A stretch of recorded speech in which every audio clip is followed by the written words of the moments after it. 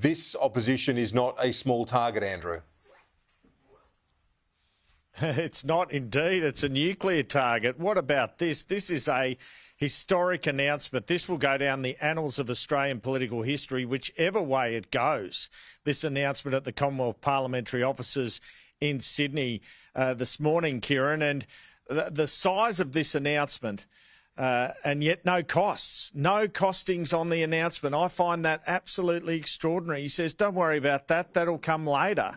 So Peter Dutton confirming to us there 7 power plants he's about building, the Commonwealth building and operating in Australia between 2035 and 2050, the most radical reshape he's talking about probably in Australia's energy policy history, and confirming that it's now going to be a referendum on nuclear power this election. This just turns everything on its head, this announcement this morning. But I was flummoxed, to say the least, by the fact he didn't put any sort of rough costings, having said he's building 7 power plants if elected.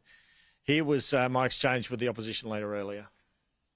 This is the biggest announcement I can remember for a federal opposition. Why can't you come to us with a cost on this? Do you believe the CSIRO's $8 billion cost? We'll deal with the cost in the next stage of our policy announcements, but today I want the very clear focus to be on the fact that the sites we're proposing are end-of-use coal-fired power station sites. I mean, Kieran, you talk about small targets, big targets. We saw Bill Shorten make a pretty big target and lose in 2019, but this is more reminiscent in its size and controversy, I think, of the 1993 John Hewson Fight Back campaign. And I actually put that to the opposition leader. He said he'd leave the commentary to others. Already he's got a roadblock in all these premiers, Labor premiers, saying, well, they won't lift their nuclear bans. There is a way around that if you get a federal mandate, I believe, anyway. And Peter Dutton pointed this out. What will happen in Osborne, where Premier Malinauskas signed up to the AUKUS deal? There will be a reactor there where submariners in Australian uniforms will be sleeping in the submarine alongside the reactor in a safe way. In Henderson in WA, then Premier McGowan signed up to the AUKUS deal, where the nuclear reactors in the submarines will be there alongside residential and industrial areas. So those premiers have shown a level of pragmatism. Before we signed up to AUKUS, nobody believed that it could happen. Everyone said that the premiers wouldn't agree to it. They did. So we'll work with the premiers because it's in our national interest. All right, so the 7 sites are Liddell Power Station, New South Wales in the Hunter, Mount Piper in New South Wales in the Hunter, Loy Yang in Victoria, Tarong in Queensland, Callide in Queensland, Northern Power in South Australia, Mudgee Power Station in Western Australia. He'll have to compulsorily acquire most of them. AGL, who owns Loy Yang and Liddell, didn't know anything about this announcement, I'm told. So you'd be looking at compulsory acquisition or a significant sum paid to them to get hold of the sites in the first instance. But here, you know, it was unclear at first because he's talking about 2 modular reactors initially. But he makes clear here he wants all 7 sites to have a nuclear reactor, all 7. Let's hear him talk about that, and he reckons they can be done by 2050. Are you talking about 7 nuclear power plants or the opportunity for 7 nuclear power? No, we're talking about 7 nuclear power plants. We've identified those sites. We want to utilise the end-of-life coal-fired power station sites because the poles and wires already exist. So we say between 2035 and 37, depending on which technology you use, and then out into the 2040s, so ahead of 2050, and that is achievable. It's a sensible rollout. So the magnitude of this, Andrew, I think you've captured it beautifully, really, in terms of how historic this is. The shift as well, and this was something that was, you spoke about fight back and the potential comparisons to opposition policies in the past. But what I was thinking about repeatedly here is this is the party of small government nationalising the energy assets once again. It's an extraordinary day in our political debate as well in that sense, Andrew.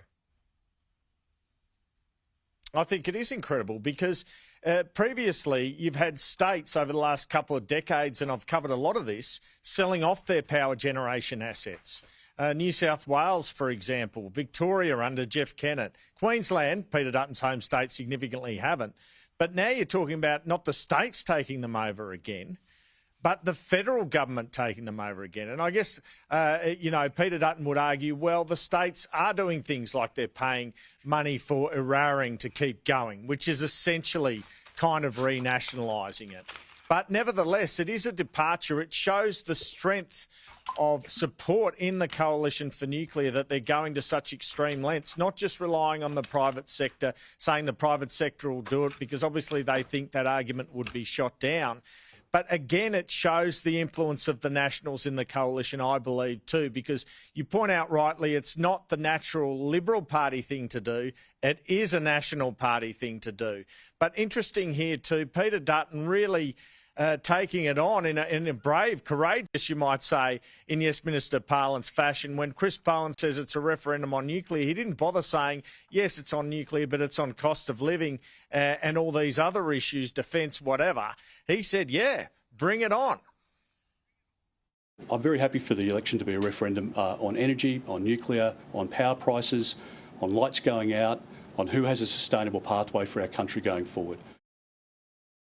Peter Dutton there at a huge news conference, Andrew. I'm going to check in with Chris Uhlmann in a moment, but just to wrap up this hour, historic in the sense of the gamble, a huge structural shift if they do succeed, and as you say, it will go down in our political annals as a momentous day for coalition policy in our political debate. It's going to dominate so much of our work and our coverage over the next 6 to 12 months, Andrew.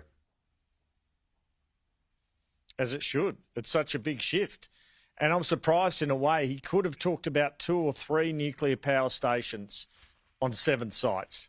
He didn't. He could have talked about just lifting the moratorium and see if there's private sector investment. He didn't. He committed to 7 nuclear power plants from 0 in Australia. It's an extraordinary promise from opposition, and one he makes at a time where he's making ground in the polls, Kieran. He's inching closer to certainly putting Labor in minority, potentially establishing minority for himself. So what happens here? Does he get a bump from this initially because people support it before a scare campaign, or does this halt the extension of the coalition parties in the polls? And what does it do to election timing? Does Anthony Albanese now have an excuse to go later this year and say, well, he wants a referendum on nuclear, I'll give it to him?